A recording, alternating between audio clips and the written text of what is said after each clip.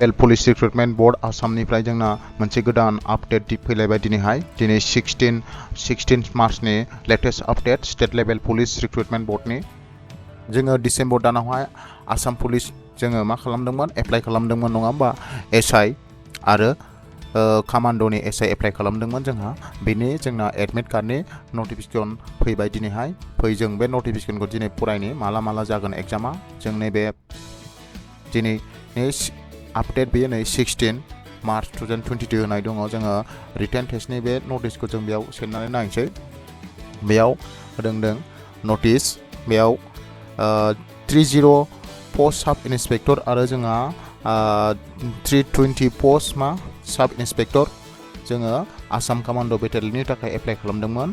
अब्ला बिनि एडमिट कार्डआ जोंना मोनसिगोन गाबोननिफ्राय जोङो बेनि एडमिट कार्डखौ मोनसिगोन गाबोन एबा 17 मार्चनिफ्राय जोङो फुंनि 11 बाजिनिफ्राय जोङो 30 मार्चसिमनि गेजेराव जोङो एडमिट कार्डखौ डाउनलड खालामना लानो हागोन आरो बे एग्जामा जागोन जोंना एप्रिलनि 24 थारिखआव 10टानिफ्राय जोंहा 12टानि गेजेराव बे एग्जामा जागोन अब्ला नोंथांमोना गावनि एडमिट कार्डखौ गाबोननिफ्राय डाउनलड खालामनो हागोन एडमिट कार्ड डाउनलड खालामनो थाखाय जोंनो